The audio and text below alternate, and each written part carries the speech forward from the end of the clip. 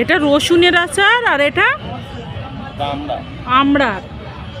এটা কিসের আচার?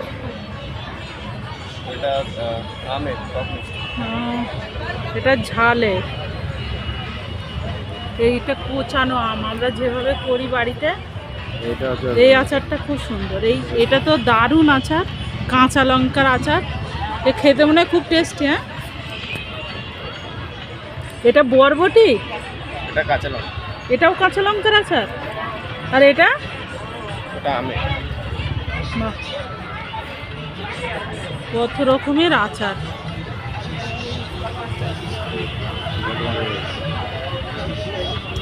কি সুন্দর লাগছে আচারগুলো। এটা এটা এটা দেখো আনারসের আচার, কি দারুণ লাগছে।